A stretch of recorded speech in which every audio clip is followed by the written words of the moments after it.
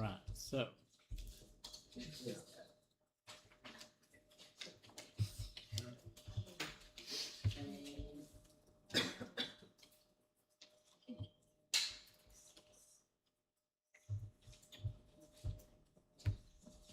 All right, so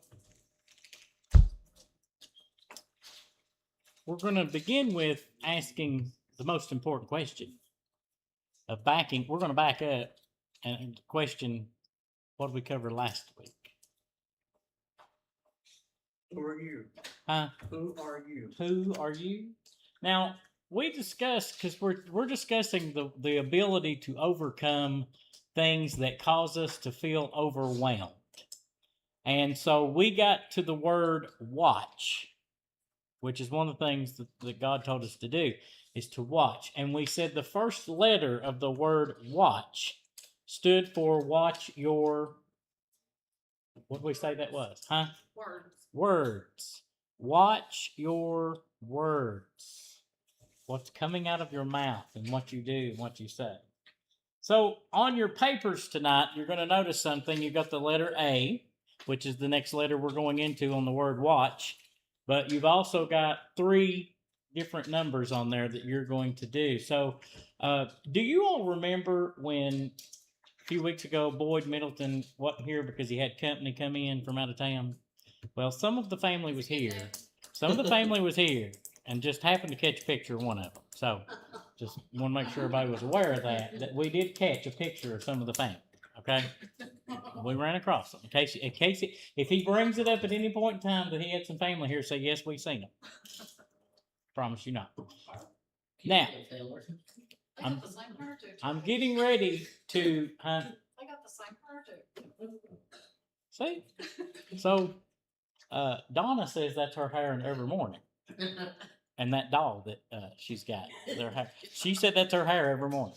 Anyway, now we're going to continue on in studying. Remember, we're studying things that helps us to be able to overcome things that cause us to become or feel overwhelmed in life. Now, I'm getting ready to jump off the cliff here in just a second and make your brain work.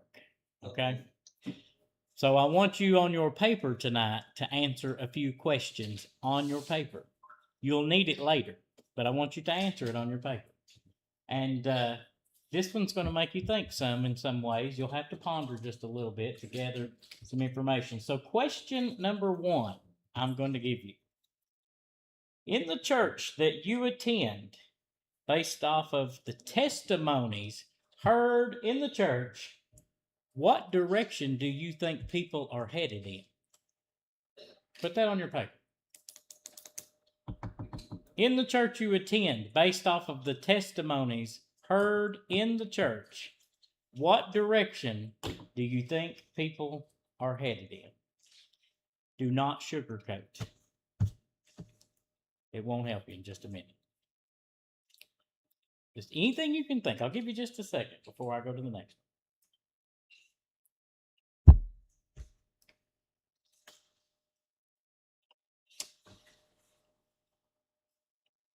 We've got some writing. Now, of course, this is solely based off of your observation through the years of being in church, wherever you attend. This is solely observation from what you have seen and heard. So this is formulated by what you've seen and heard into your basis of your answer to this question. Now, the next question that I want you to answer on number 2, what mindset or state of mind are people in that you go to church with? What mindset or state of mind are people in that you go to church with?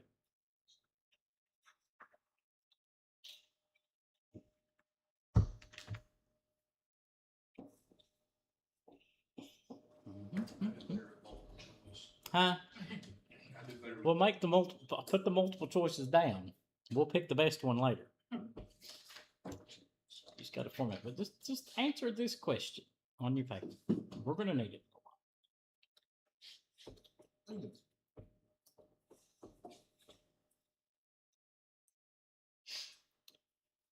Ginger's writing with that left hand back there. Y'all pray for her. I don't know what happened. I don't know what happened when she grew up, but something happened and the brain went to the wrong side. But you know, I'm always in my right mind. Well, that's good. At least you got somewhere with it. All right. That's question number 2. Question number 3. If time continues, based off of what you see out of current day church attenders, where will the church you attend be in 20 to 30 years? If time continues, based off of what you see out of current day church attenders, where will the church you attend be in 20 to 30 years?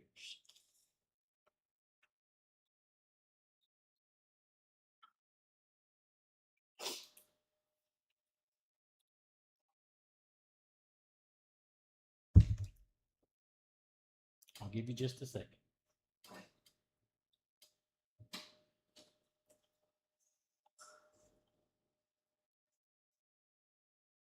I feel like I'm in a Baptist church. You know why? That's how quiet it is. That's right, ain't it? Amen. Well done. Been plenty of them, haven't there? Okay. Now, the letter A. We're taking the second letter of the word watch that we're studying tonight. And I want you to write this word down first, and then give me your definition of this word.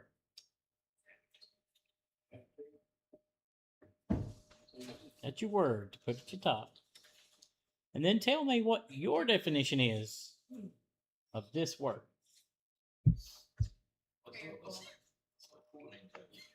Courtney, Chris says your specialty is needed into this opportunity to tell us.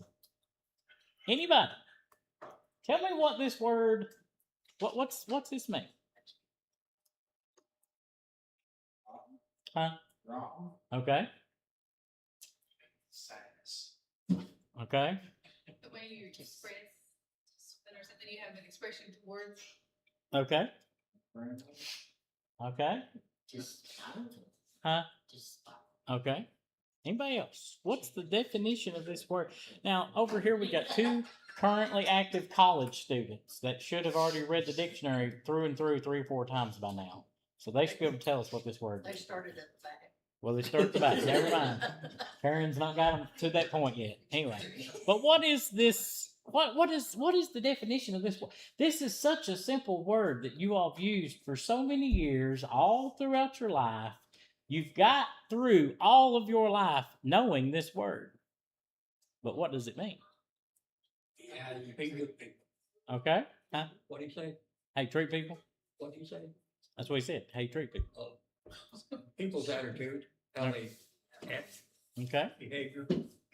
So let's start basics for just a moment. There are 3 things that create an attitude. There are 3 things that create an attitude. Have you ever heard somebody say, he needs an attitude adjustment? Okay. Or they say, I don't want to be around them, they got a bad attitude. Yeah. How many people do you ever mention saying he's got a good attitude? Don't hear that much, do you? Okay. So there are 3 things that play into the creation of an attitude. I'm going to let you see them.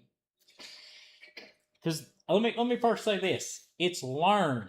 Your attitude is learned. The first thing you get is the cognitive side, which is where you get the knowledge and the beliefs that create your attitude.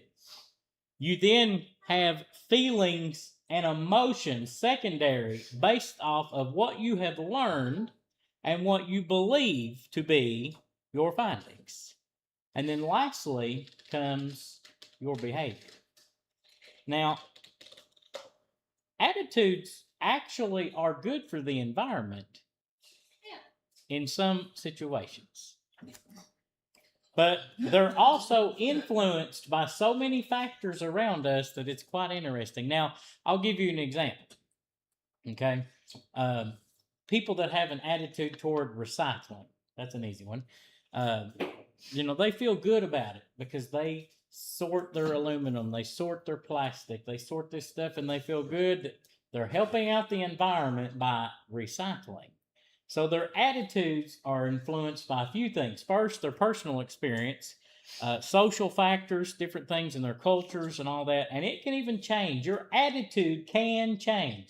If your mom or dad didn't change it for you before you changed it, it can change. There's several things that we get into when we look at, but all of these come, for example, the beliefs, knowledge, and thoughts about an object of the attitude, such as people that believe spiders are dangerous.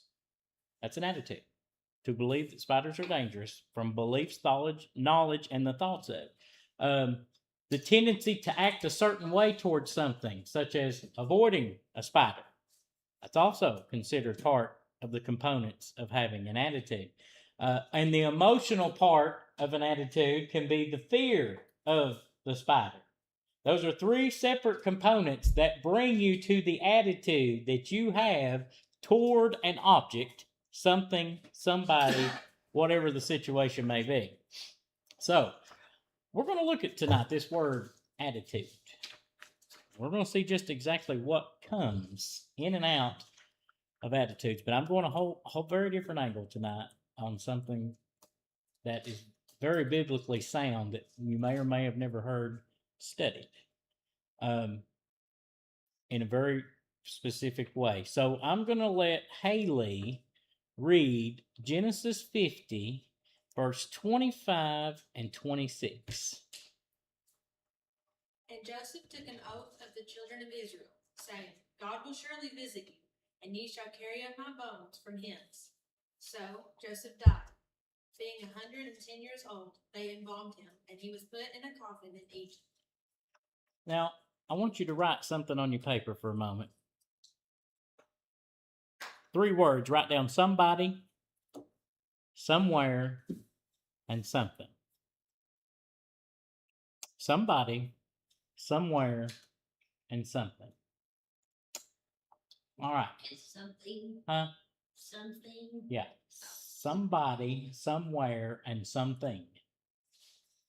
All right.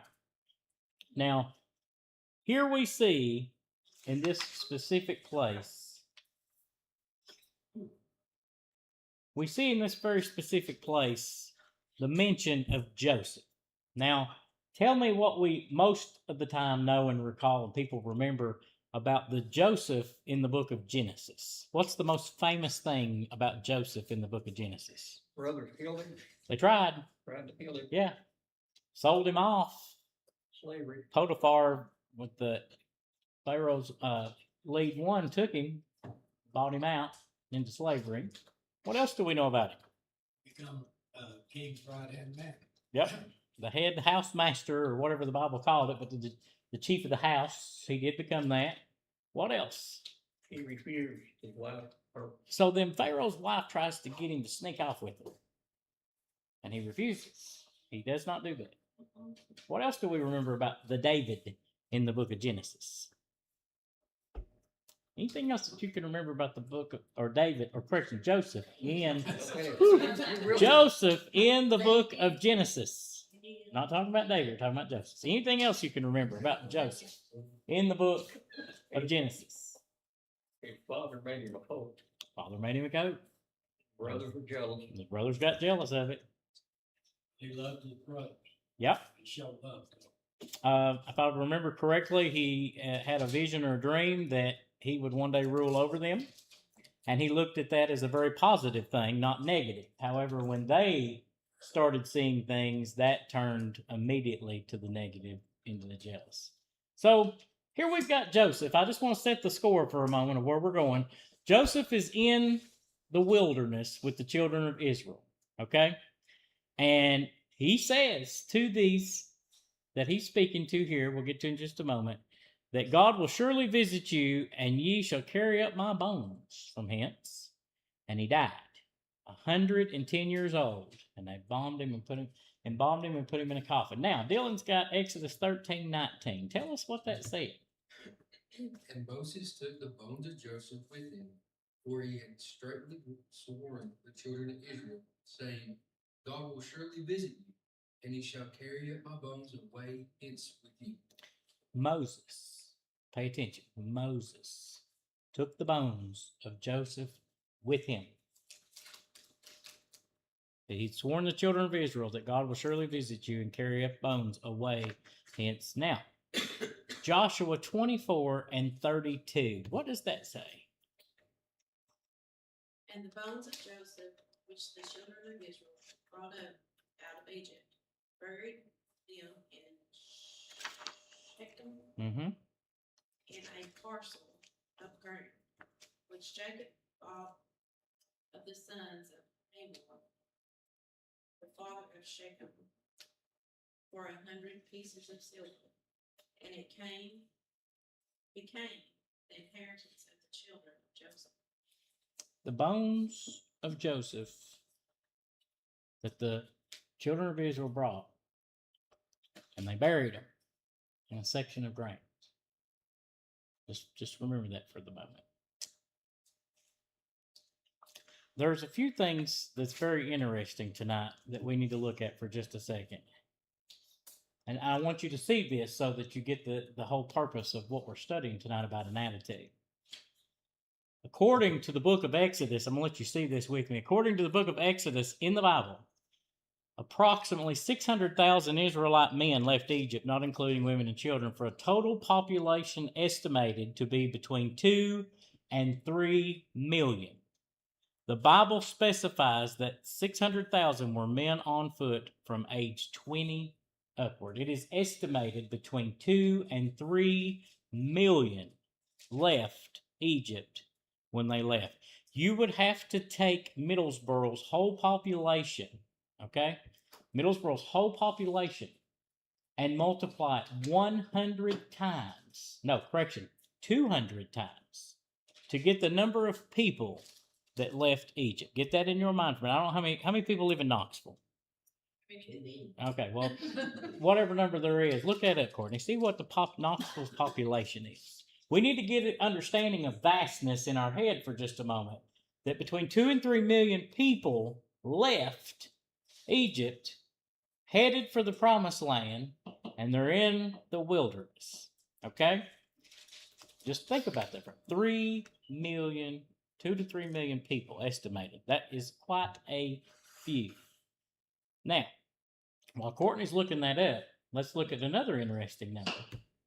According to the Bible, 20 and older, approximately 730,000 adult men entered the promised land, not including the tribe of Levi, including women, children, and other members of the community. The total number of people who entered the promised land was around 2 million, a generation after leaving Egypt. Only Joshua and Caleb from the original adult male group who left were alive to enter into the promised land. What'd you find over there? More than I thought. What is it? In 2024, it's 903,000. So they don't even have a million. So you'd have to take Knoxville and multiply it by 2 or 3 to even get the number of people that left Egypt. And right at almost exactly the same number comes into the promised land. But what makes it so interesting about this is the fact that 3 million people left Egypt and only 2 entered the promised land. Now take that number for a moment. 3 million people left Egypt and only 2 of them walked into the promised land. You're going to need that number in just a minute. You'll see why. 3 million left Egypt, but yet when they get to the promised land, there's only 2 of them. 2 out of 3 million. Many there be, but few that what? Enter in. Okay. So, we're going to take tonight 3 attitudes that we should be living every day in our lives.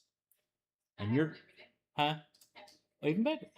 3 attitudes that we should be living in our lives every day. And they are all 3 exampled by the 3 distinct parts of when they went from this point into the promised land.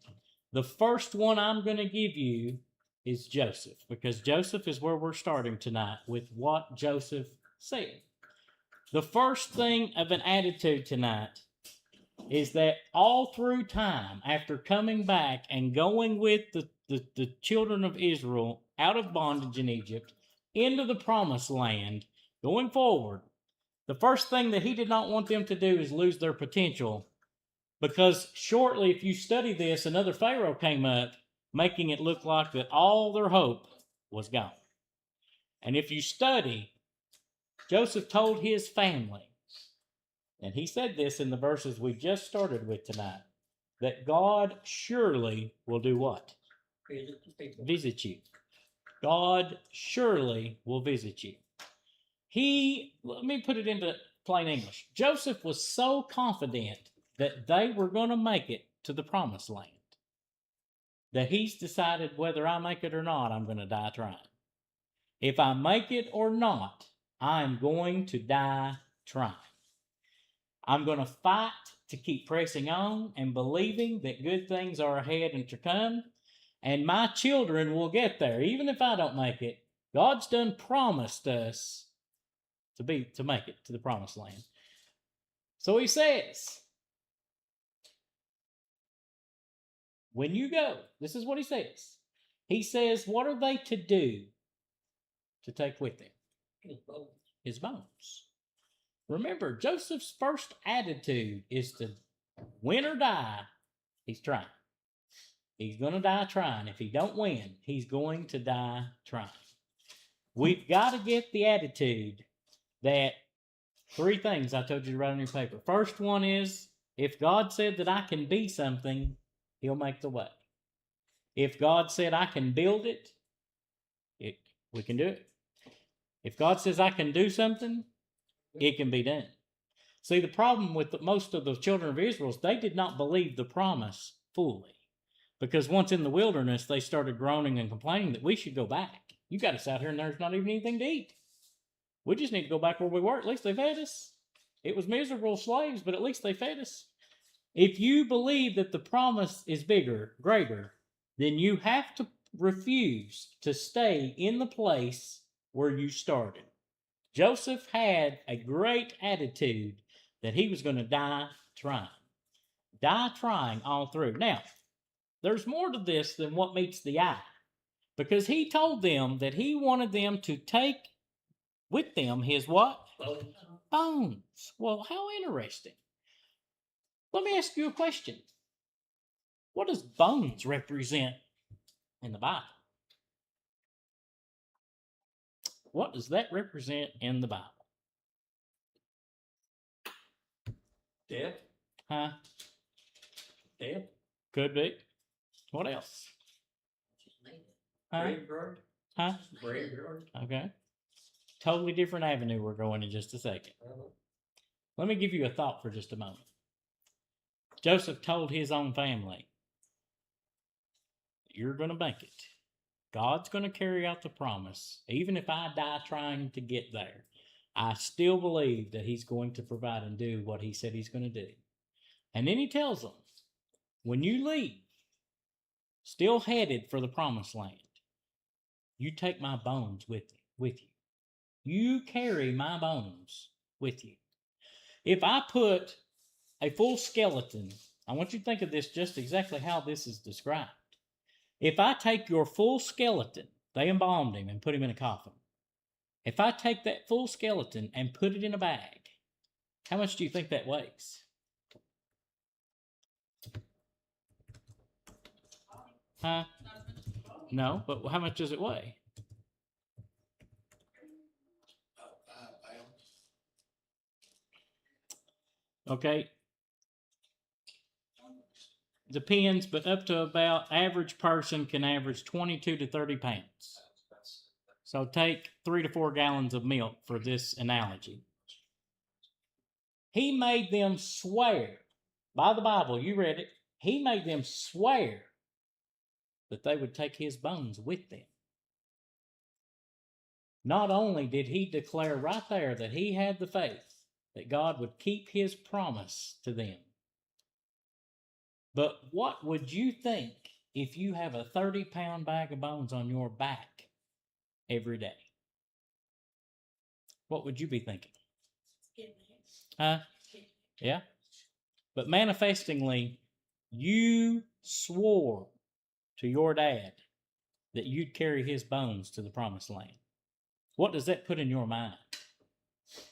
You swore you'd get him there. You'd take his bones. He's died trying. Didn't make it. And you've swore you're going to carry his bones. Would it not run through your mind every day, carrying those bones of everything that he told you while he was alive? Every time you think about what's in that bag, his bones, is representingly a history. And think about it. We've got Bible to back this. I'll give you an easy example. Not only does this link the generations and the future, but bones goes much farther than what you and I may even believe. Genesis chapter 2, 23 and 24. What did that say, Karen? And Adam said, "This is now bone of my bones and flesh of my flesh. She shall be called woman because she was taken out of man. Therefore shall a man leave his father and his mother, and they shall cleave unto his wife, and they shall be one flesh." So we know the story that Adam was put to sleep. And while he was asleep, God took a rib out of his side and he made Eve, a woman. And we know that history, generational movement, lineage from bone to bone is shown throughout the Bible. Now, you know all through time, and you see this even through time, that there's even more prophetic things in the Bible that tells me that carrying those bones, representing the history of Joseph, carrying of all of his proclaiming promises that he believed foundationally on the faith that God would get them there, and you take my bones with you.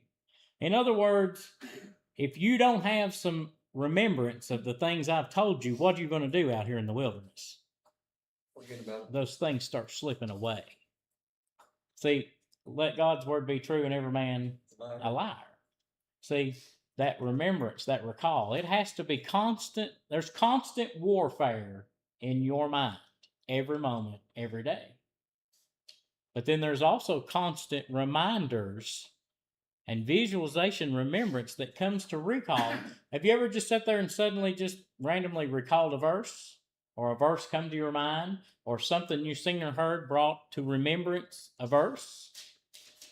Joseph knew that it would take something, if he didn't make it, to get these people to recall and have the faith to get there. Now, there's another part of the prophetic part in the Gospels in John 19:36. Courtney's got this verse that also says something about bones. What does that say, Courtney? For these things were done, that the scripture should be fulfilled. A bone of him shall not be broken. These things were done so scripture should be fulfilled, that a bone of him shall not be broken. I want you to think for just a moment. Let's go to the Easter story of the crucifixion. And Chris has got John 19:32 to 35. Tell us what that says. Then came the soldiers and brake the legs of the first and of the other which was crucified with him. But when they came to Jesus and saw that he was dead already, they broke not his legs. But one of the soldiers with a spear pierced his side, and forthwith came there out no blood and water. And he saw that it were bare record, and saw his bare record, and his record is true, and he knoweth that he saith true, that ye might believe. That a bone of him shall not be broken. Here we are on the hill of what? Yeah, what is it also known? The hill of bones. Yeah, hill. Yeah, the hill of bones. And here we are with three on a cross. We got a thief on one side and another one on the other side. And the first thing is, it's starting to get dark. The Sabbath is coming up. Let's rush this thing up and get this over with. We got to go. So the first thing they went and asked for permission, said, let's just go ahead and break their legs and end this. Let's get this over with. This has been going on too long. So they go to the first one and they break his legs. They go to the second one, break his legs. They come to number 3 in the middle, and what did they find? Dead already. He's already dead. He's already dead. And so they said, just to make sure, we'll do what? Put the spirit We'll in. put the spirit in. Okay. Think about the fact that anytime you try to get out of something, and I want you to see this because we're talking about a bone that will not be broken on the cross. Now I'm going to ask you an interesting question for a moment. A child is born inside out, upside down.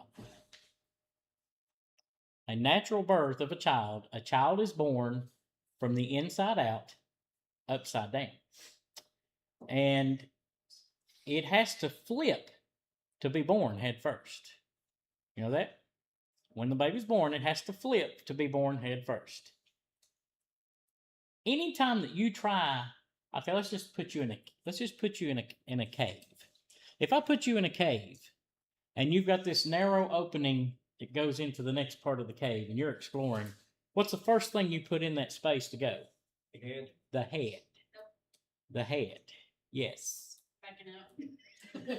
Well, we're still going. There's no turning around. So think about this. The first thing that we put into a space to come out of where we're at, going in, is the head. The Lord turned the tomb into a womb. I want you to think about that for just a moment. The first thing that came out of the tomb was the head of the church.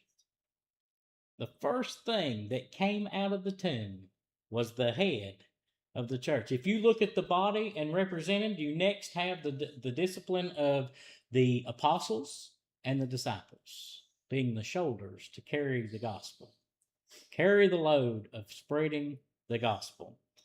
And then all the way down, we get to the very last thing that leaves. When the body leaves the earth, the very last thing that contacts the earth when it leaves is your feet. And if you ever want to look at it, we today are the feet generation. You think about the fact, we today are the feet generation. The still saying that we won't stop carrying out the work of what the church is supposed to be doing. We won't leave off where others left out something. We're going to carry the legacy that those who have came before. This church was started in 1939. There's nobody here that was here when it started. There was nobody in the promised land but 2 that went from where they first left and it started. Our job is that we must carry on the works of the church. We must carry on the works of spreading the gospel. We have to take on carrying the bones of those before us and do the works. The last thing that leaves is your feet. Your mobility and your balance comes from your feet. So our first attitude tonight, if you'll have it, is that we got to have the attitude that we're going to die trying. We are going to have the attitude that come win or we die, either one, we're going to try. We're going to uphold and keep to the promises of God that we believe and keep going. Now, the next attitude is the one of the 2 that made it into the promised land. And does anybody know the biblical name of this word? What this word represents in the Bible? Anybody know?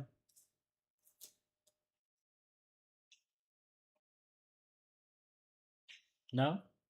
The word Caleb is represented in a lot of Bible references as a dog. As a dog. You'll see why in a minute. Bible references to the name of Caleb as a dog. You look that up, you'll find it. Who had Numbers 13:30? Did you have that, Brandon? Okay, tell us what Numbers 13:30 says. Then Caleb silenced the people before Moses and said, "We should go up and take possession of the land, for we can certainly do it." So, let's just look at something for a second. First attitude, we're gonna die trying. And if I die, you take my bones with me. You don't forget what I've held to. You do not forget to keep going and hold to what you sworn to me that you would do. Now we've got Caleb, one of the two that actually stepped foot into the promised land. This very part of the book of Numbers is a famous story that you all know of a time when there were 12 spies that wanted to go spy. 12 spies. You know what's interesting is Moses made a big mistake. You never ask for people's opinion when God tells you what to do. Do not do it. Do not ask for anybody's opinion when God tells you what to do. So they go out and spy, and they come back in, and what report do they give? 2 of them Huh? gave a good report, the other 10. 10 were evil. 10 bad reports. But magically, we got 2 that made it to the promised land. And now we've only got 2 out of 12 that gave a good report. Interesting. So, Numbers 14, 23, and 24. Watch what it says. Surely they shall not see the land which I swear unto their fathers, neither shall any of them that provoke me see it.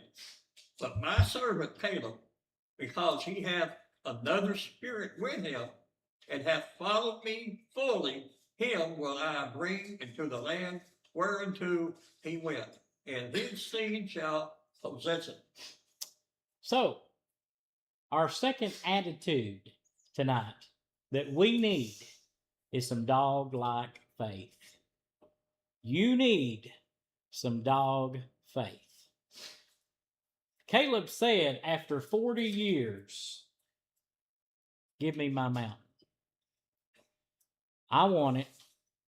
I'm going to take my land that God has promised me. The attitude of Caleb is dog faith tonight. No matter how long it's been, believing that it's going to pass. And you have to grab a hold of it and not let go. Now, you think about just for a moment. Caleb's name biblically in references comes to a dog. Think about this for just a moment. If you gave a baby and a pit bull candy, what's going to happen if you try to go take that piece of candy away from the pit bull? You're going to get eat up. You're going to get eat up.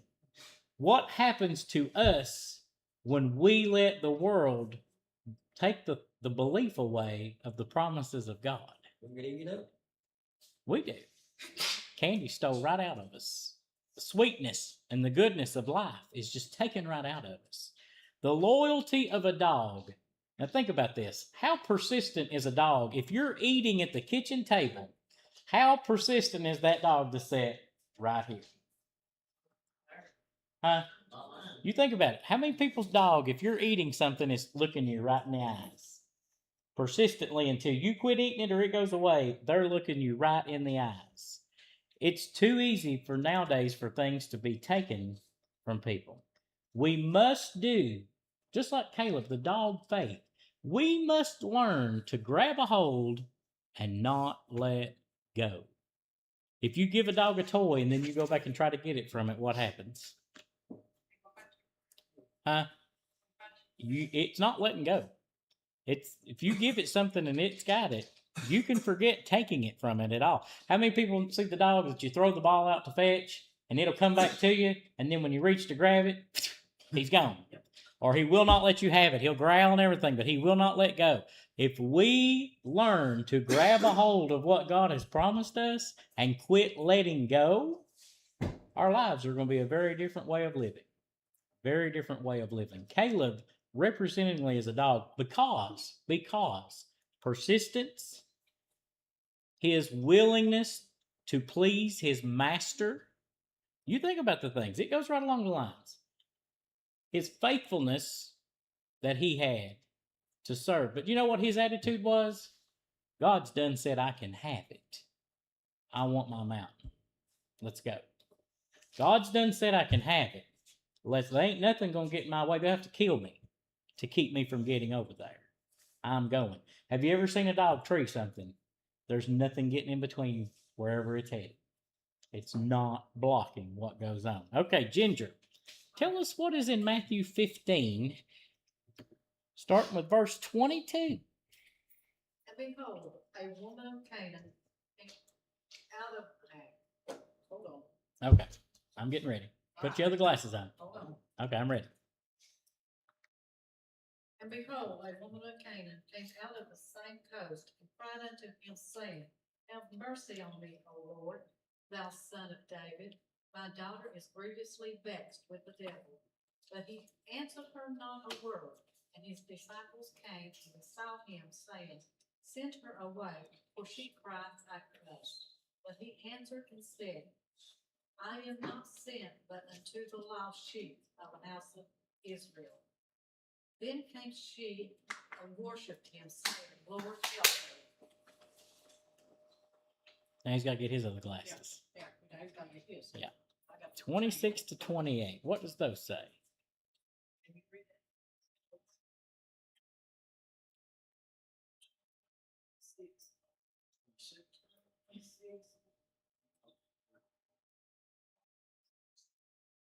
Was it 26 or 27? 26 through 28. Those last three.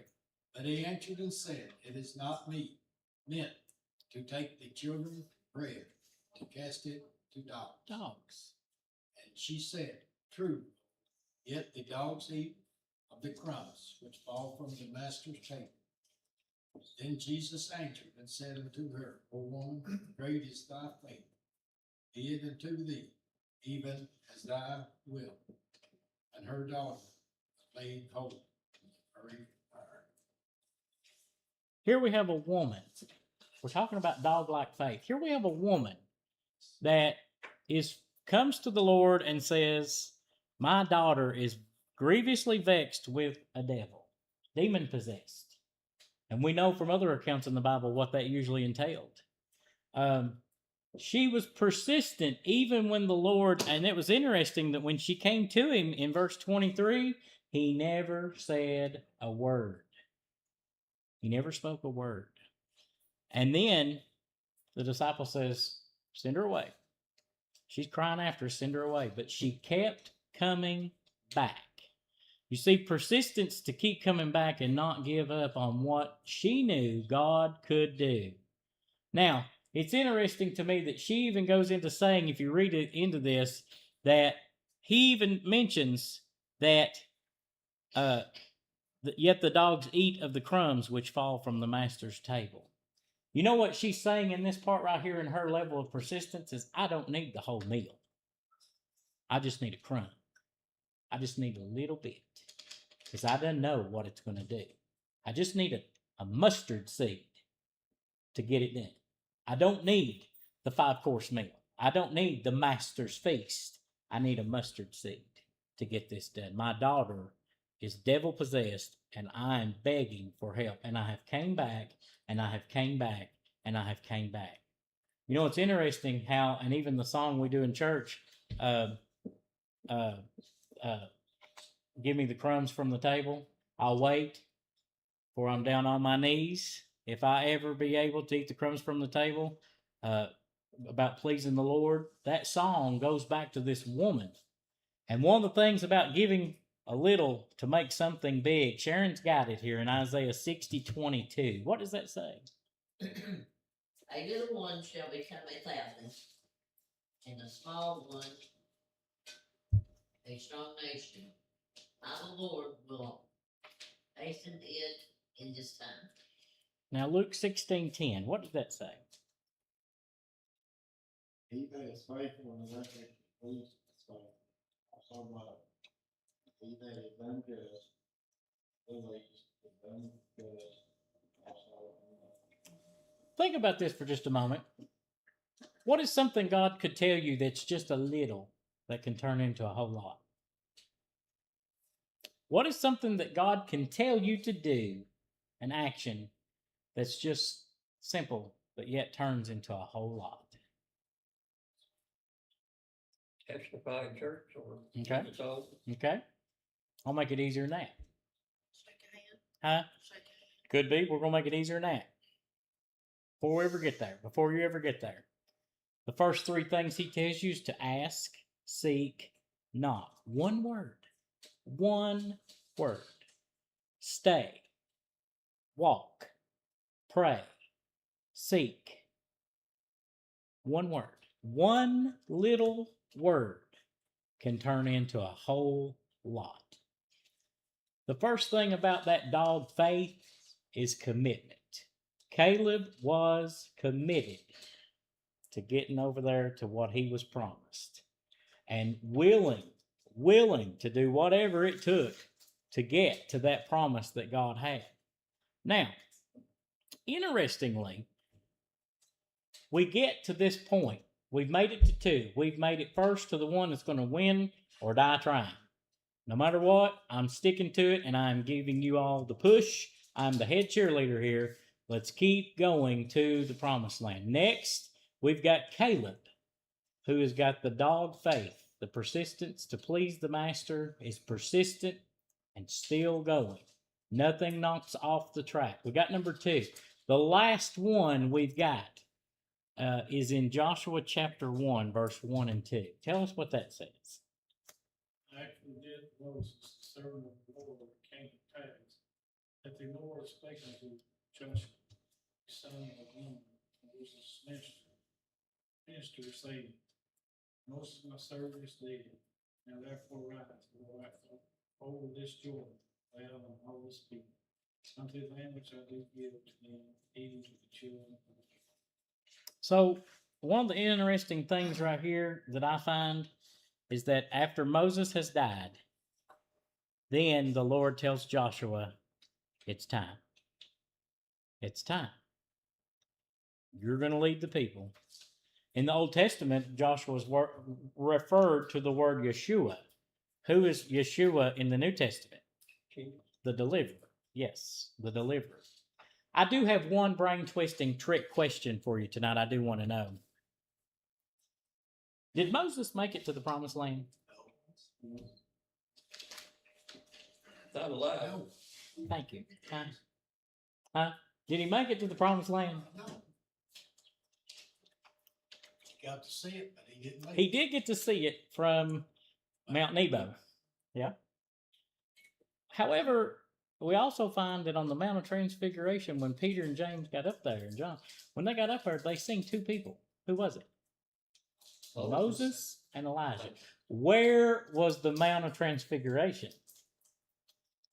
That was Mount Tabor in Galilee, which is in the promised land. See, Moses didn't make it physically, naturally born. He didn't make it to the promised land. You are correct. However, the Bible records he was seen there on the Mount of Transfiguration. And it implies spiritually that Moses finally entered the promised land in some spiritual capacity, we'll call it.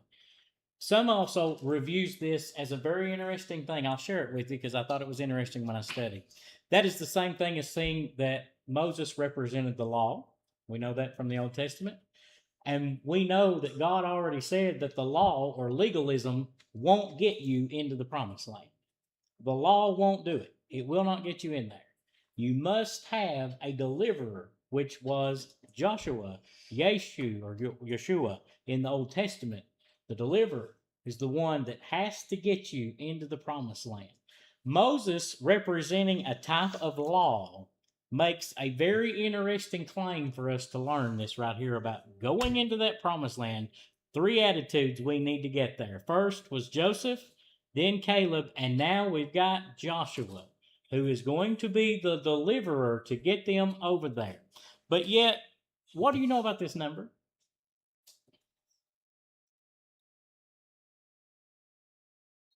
Moses was when he died. Mm-hmm. That's correct. 400 something. Nope. Nope. We're going to get there in why in just a minute. 120 were saved. Huh? 120. 20,000. What are you talking about? The book of Revelation, 120,000. What you talking about? I'm not sure what part you're talking about. That is in the book of Revelation. What else do you know about the number 120 in the Bible? This teaches us a very important thing right here. I find it very interesting that this links up so well. One of the things that we know is that Moses lived 120 years old, but we also know that this represents the end of the flesh and the beginning of the spirit. Moses' flesh did not make it into the promised land, but his spirit was there. on the Mount of Transfiguration. This signifies 120. You search this in the Bible. 120 representing the end of the flesh and the beginning of the spirit. Now look how much this is interesting, how this plays itself out. The number 120. In Genesis, he says, the Lord said, my spirit shall not always strive with man, for he also is flesh, yet his days shall be 120 years. On down in verse 7, the Lord said, I will destroy man whom I have created from the face of the earth, both man and beast, and the creeping thing, fowls of the air, for it repenteth me that I made them. And then on into verse 13, he says, God said unto Noah, the end of all flesh is come before me. How long did Noah preach to the people? 120. 100. Oh, well, really? 120 years again? For the earth is filled, and I will destroy them. 120. The end of the flesh. The end of the flesh. Moses, representing the law, could not be what took them people into the promised land. It is not by works that we go into heaven. It is not by the law that we go into heaven. In other words, in my own mind thinking, is that he's saying, Moses, we just can't do that. We can't represent to these people that the law is what gets them to heaven, gets them to the promised land. All the people died except Noah and his family, representing the end of the flesh. But there's more with that number of 120. Let's go to the day of Pentecost in Acts chapter 1. Peter stood up in the midst of the disciples and said, the number of names together was what? 120. And they were all filled with the Holy Ghost. See, that's when the flesh ended and the Spirit came in. The ending of the flesh and the Spirit moving in upon those people began to speak with other tongues as the Spirit gave them utterance. But guess what? There's more for 120. I'll give you another 120. Here you go. This is the story in the book of John of when the Lord turned the water into wine. Okay? Now I'm going to ask you a question. What is a firkin? That's a question for Haley and Dylan. What is a firkin? Now this is a measurement that he tells them. 6 water pots containing 2 or 3 firkins apiece. What is a firkin? 40.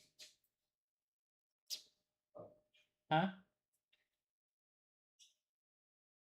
I want you to think about this for a moment. A firkin is a measurement estimated to be around 20 gallons. 20 gallons.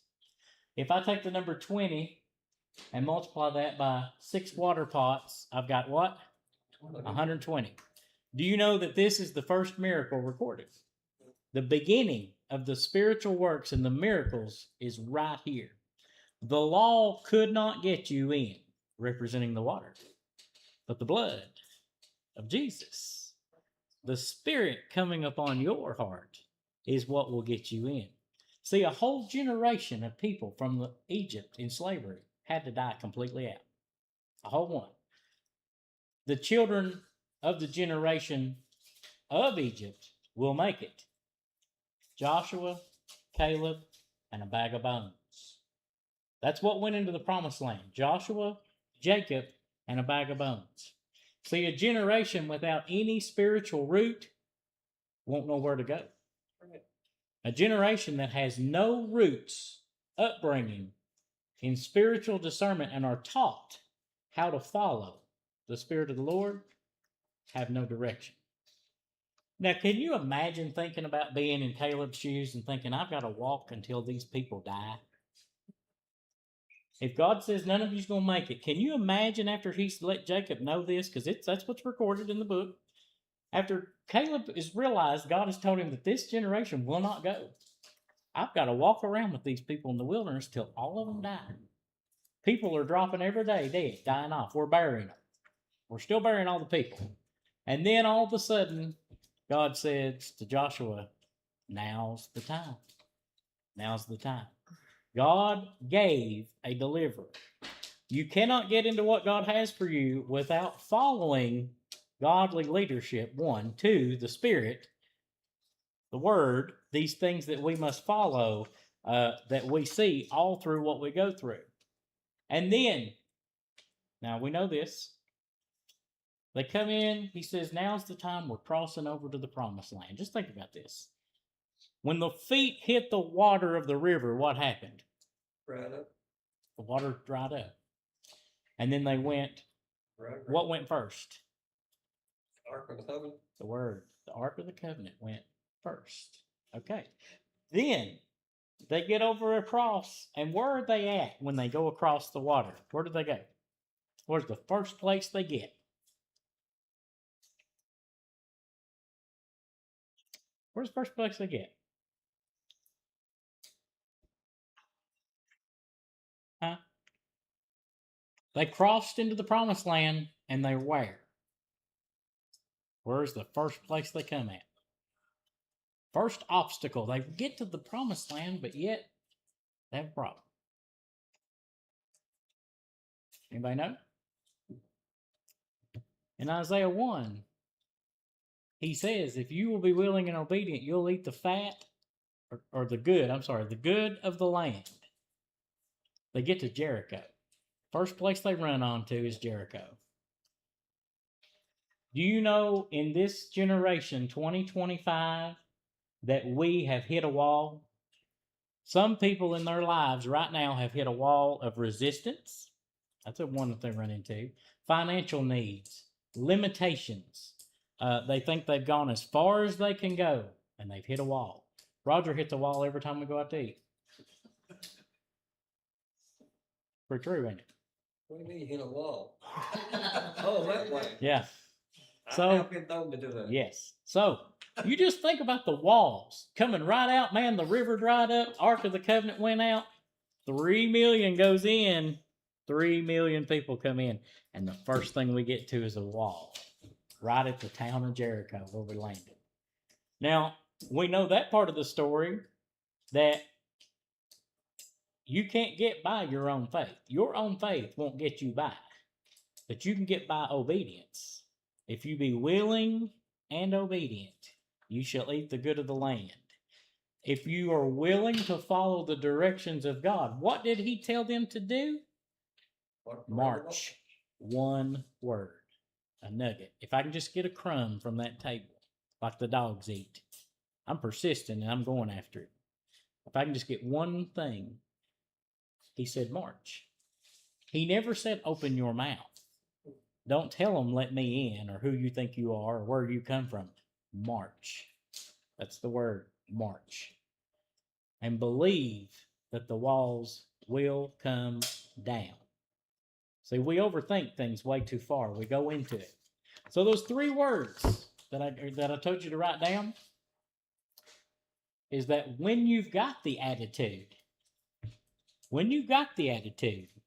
those 3 words come into place. Here's where they're at. I will die trying. I will die trying.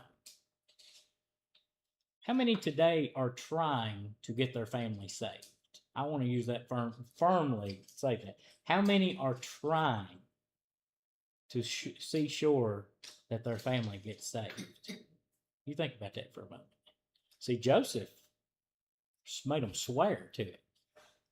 That you take my bones with you and take them when you get there, we'll bury it. It's recorded in the Bible that they buried him over there on a piece of land of Jacob's in the promised land. They buried him in the promised land. They took his bones and walked until everybody but 2 died that came out of Egypt. And they carried those bones all the way into the promised land. Going somewhere. I don't need the whole feast to do my little part. I just need a crumb. I just need a mustard seed. If I've got the mustard seed faith, what will move? The wall, the mountain that is blocking me from doing my work. I will be obedient and follow. That's doing something big with your life. Caleb said, I'm claiming the mountain. I'm going over and getting my property. If someone gave you a prime piece of land right now, how many people would just never touch it, never go, never look at it? There are people that would do that. Huh? Well, you'd have to look at it first. Think about it. If you want your money, you still got to go over and get this thing rolling. Take the real estate agent. Now, we go back to 2 things tonight. We go back to our questions. I just want to pull this back for a second. Because I want to put this back in perspective tonight. First thing I asked you was, in the church you attend, based off of the testimonies heard in the church, what direction do you think people are headed in? What's the answer? Heaven, some of them. Some? What else? What was your answer? Huh? I didn't have one. You didn't have one? Anybody else put something on your paper? What direction do you think them people's headed in? Falling off. Huh? Falling off. Okay. Yeah. Falling off out of church. Falling out of church. But not sure, which is. Yeah. Yeah. I don't know. You don't know. Now, mind you, I asked you to tell me something you observed from the people you're in church with, based off of what you have heard in testimony. So that tells me we have an attitude problem. See, people ain't willing to claim what God's promised. They're not willing to even go further. If mom and dad, mama and papa and them seen this much happen in their day and time without the resources we've got, then how much more can we do it now? Things were a simple way of life. People lived a simple life, at least in this area, for many years. A lot of people didn't have running water for forever. That just wasn't a thing. And how much more did they live than we did? Put the shoes on the same way I do. See, we must carry the bones. We must carry some of the works that started out. What about, what mindset or state of mind are people in that you go to church with? What was your answer there? Some spiritual, some worldly. Worldly and spiritual. What else? Anybody else put something on their paper?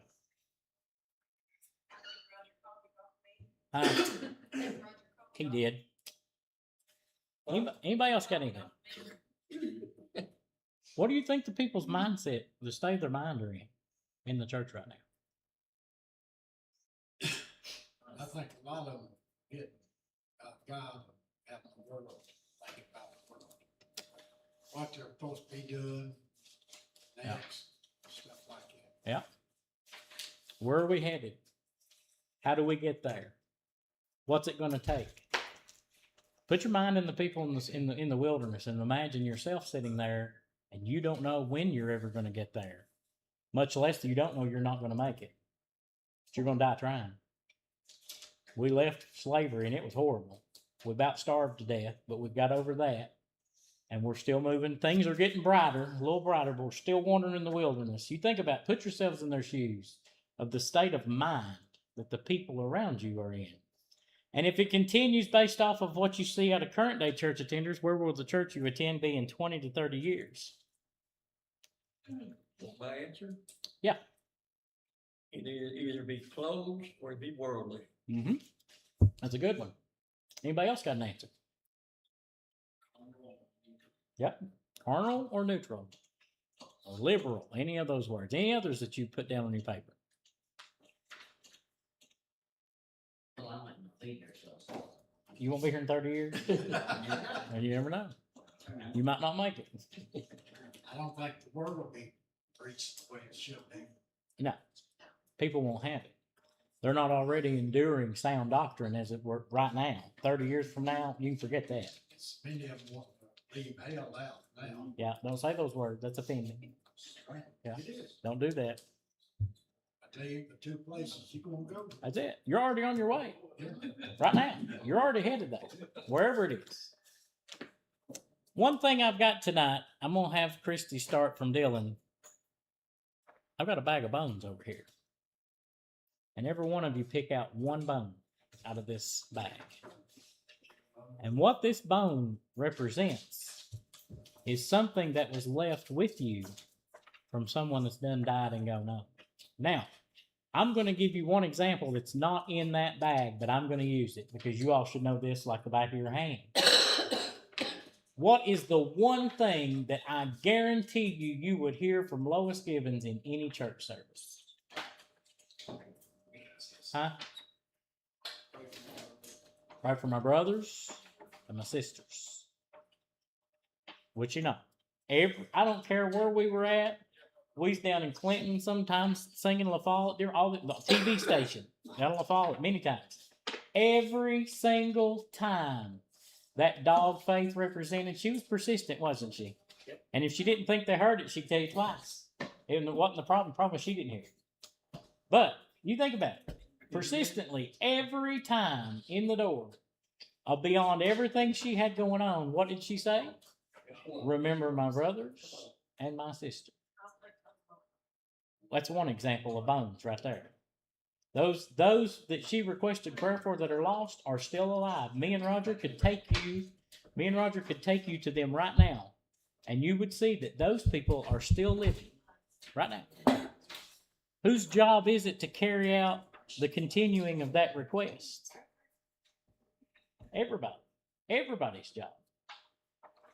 You see things as examples of bones being carried out in your life that came from somebody. Somebody didn't get one? Is anybody missing one? I might have had an extra.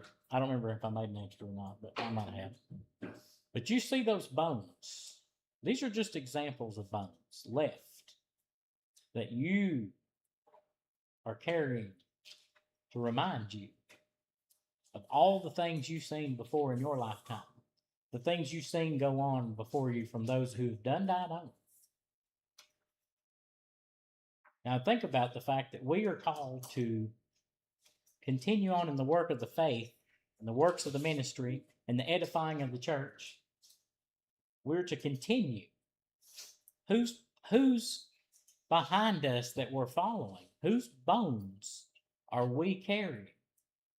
Because if we have no attitude, like the only three last that got there, you could say in some ways that by DNA, Caleb, Joshua, and Joseph made it. By DNA, Joseph made it into the promised land. If I don't make it, I'm still going to die trying. I'm going to try to get my family saved in any way I can. I'm going to call their name out anytime I think of them. I'm going to request their name in the church on the altar every time the door is open. I am going to die trying. That's number one. Persistence. We've got to keep doing it. We've got to keep going. It is so offending. And I've been in churches. Roger's been with me. I've been in some I preach so hard that they'll walk out. I've had them walk out many a time. You think that offended me one time? No, because I read it to them. I didn't come up with it. I read it to them. Is that going to slow me down? No, that pours more gas. We know we're heading right where we need to go. We have to carry out, as Steve preached, I think it was Sunday, about doing the whole counsel. We have to live out and preach the whole counsel of God persistently. We can't graze some sins today and not the others. We can't pick some problems and not the others. It's all or nothing. We have to stay persistent. Your attitudes, all comes from your observations, what you've seen, what you've heard. Do you know that we could take our church? I just want to give you this example because we've done it. We can take our church somewhere and put 2 or 3 churches under one roof, and what happens? Everybody's flat. Nobody does a thing. And it's funny to me that it says threefold cord's more powerful than one. 2's better than 1. The funny thing is you put them together and everybody shuts off. That's so weird, ain't it? But they do. Every time. I see it every time. That's not the attitude. That's not the attitude. The attitude should be is we can see people saved, but the more of us that's here, the more of us that's edifying and raising up the name of the Lord and praising Him, we're going to see something now. We're heading in the right direction. We're going to see something now. You think about it in your mind. Attitude means everything. How many people don't want to be around bad attitudes? No. Most people, Ginger can tell you in the hospital, there's a lot of bad attitude. Very bad. And it sometimes comes straight from the doctor. That's one of the head root problems. One of the nurses. Huh? Are the nurses. Well, that's Ginger. So you think about, honestly, just seriously, you don't want to be around a bad attitude. Why does the Lord want to be around you? If you've got the bad attitude, you come into His house and you've got the wrong attitude, what do you think He's going to do? He done said it when He started that 120-year run, the separation. that I'm not always going to strive with man. My spirit shall not always go with that. Attitude is everything. Everything. Never know when someone's watching. No, absolutely not. But they'll pick up on that quicker than anything. They'll know when you do all the wrong than when you do the right. And I've always said, just like spiritual leadership, if the pastor got up in the morning and got behind the pulpit and sounded like the sorriest broken record you've ever heard in your life, everybody will do it. That key will start off. And in most churches, you'll not get away from that in the rest of the service. If they come in the door and they're on fire, guess what? The attitude. Attitude, it's everything. So first, watch your words. Next, tonight, we've learned attitude. We've got to watch our attitude. And the best 3 examples heading toward the promised land, headed toward heaven, was the 3 listed in the Gospel or in the Old Testament, Genesis, going in that direction. Anybody else got anything tonight?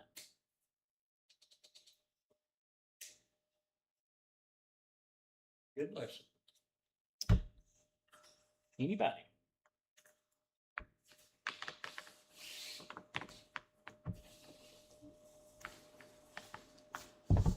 All right, this side over here got real quiet. What happened? They're college kids. They Oh, know. that's right. They're supposed to listen. I forgot. If there's anything we need to do to ourselves tonight, is learn that if you're already headed to heaven, you're done promised to be going, act like it, And show it, live it, walk it. There's all them one words again, that little crumb that turns into a whole lot. Later on in life, people will come back and recall the bones that you left. I don't care if the door was open and it was 5 foot of snow outside, Papa was going. I don't care what was going on, Mama cooked for every meal at church. She'd cook 5 dishes. All these bones that people have left to carry. Somebody's got to pick those up and carry them. Somebody needs that in remembrance. Bring to your remembrance the good things, the hope that lies within you. All these things that we need to see hope enough to that there is a reason. The Bible, he even says, and Paul wrote, is there not a cause? Do you not have one more family member that's worth you having the right attitude to see they go to heaven? Or a child? Or a neighbor? Is there not a cause? Do you not have a reason to act like somebody that's actually going to heaven? If I based what heaven's going to be like off of the current attitudes in 2025, I would be turning around in most cases to not go with those people. I hope that there is a separate section in heaven over there for some attitudes, because they ain't going to get to have them there. If we had to deal with attitudes people have got Christians in right now in heaven, you would pray that God puts them in a separate part of town. Honestly. Because that's not where I'm going. There ain't no tears. There's no complaining. There's no grieving. Sorrow, pain, you name it. It's not there. But we don't act like it here. Our attitude don't show that. Our attitude don't reflect none of that. You wouldn't know it if you didn't read it in a lot of cases tonight. Anybody else got anything?